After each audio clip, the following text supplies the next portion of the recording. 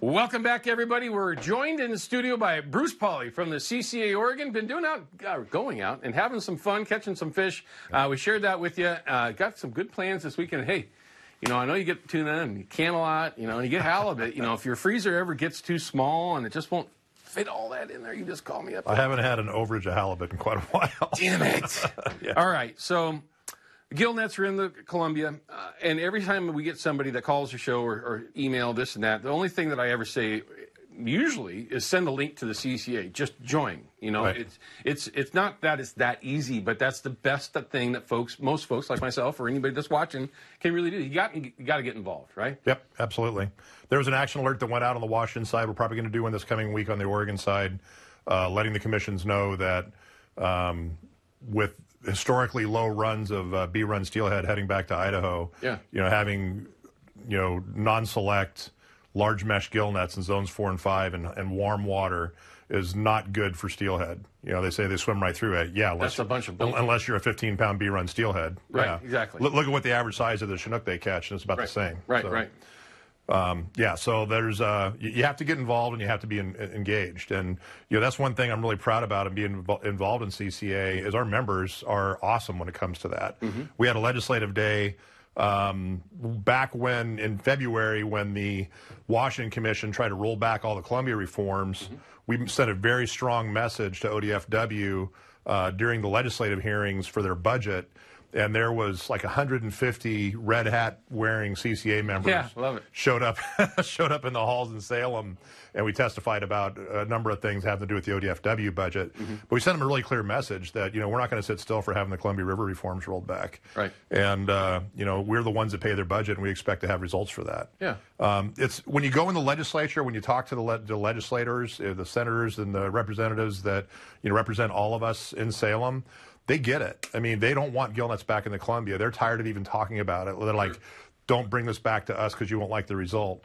So we'll work it out with the commission. Hopefully this new Oregon commission we can have a lot of success with. But, in the Oregon legislature this year, we went in with 3 real major priorities, and that was funding that new sea lion removal law that we got passed last December. Thank you very much. Thank you for your help with that. Oh, my God. And but that's a brand new law, so it has to have funding. Sure. So we got that one funded. The North Santiam Summer Steelhead Project that the Army Corps had dropped, and we were able to get that funded and picked back up by ODFW.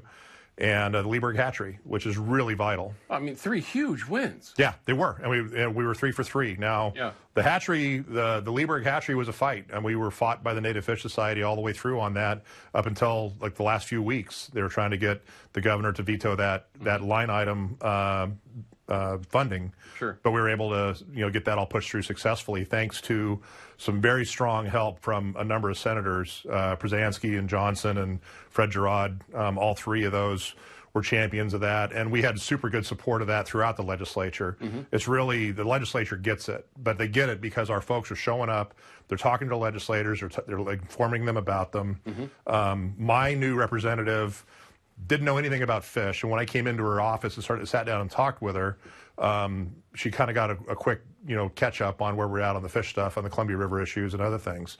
So it matters. I mean, you go to your legislators' town hall meetings when they're having a coffee, show up and say, hey, I'm a sport fisherman, I support hatcheries, and I want gill nets out of the Columbia River. Right. Bam. That's all you had to do. Well, and this is a question for you. Are some of these legislators that you are talking with, I've said it on the air here for going on 12 years now, root of all evil is money. Are they starting to understand that there's so much money that's being left on the table by not giving sports anglers, men, women, kids, everybody that's coming in from out of state, out of country, literally out of country, from everywhere, to come fish in Oregon, that they're leaving, and I'm going to say it with a B, I could be wrong, but they're leaving hundreds of millions of dollars on the table. Is that something that they recognize? Do they see that at all? They're starting to get it more and more. I mean, we're starting to see some studies that are being done on the value of hatchery fish that are produced in hatcheries and what that means to the Oregon economy. Right. So they're getting it, but the fastest way for them to get it is to hear from their constituents. So when you show up and you go to their town hall meetings and you send them emails and you say, hey, I sport fish and I'm one of your constituents and I want you to support sport fishing priorities, they'll listen. And that gets their attention faster than anything else. Economics, everybody can argue a lot of economic arguments back and forth. I mean, there's without a doubt, the agency gets it. And if you're looking at this from a 10,000 foot level, I've got this finite resource. I got this many salmon that Oregon has that we can harvest every year. Are they better off going in a tote box, not bled, not iced, coming out of 70-degree water? Or are they better off having Owen buy a new boat, spend all this money on your sponsor's gear, go out there in the Columbia River, catch it on a hook and line, and take it home and eat it?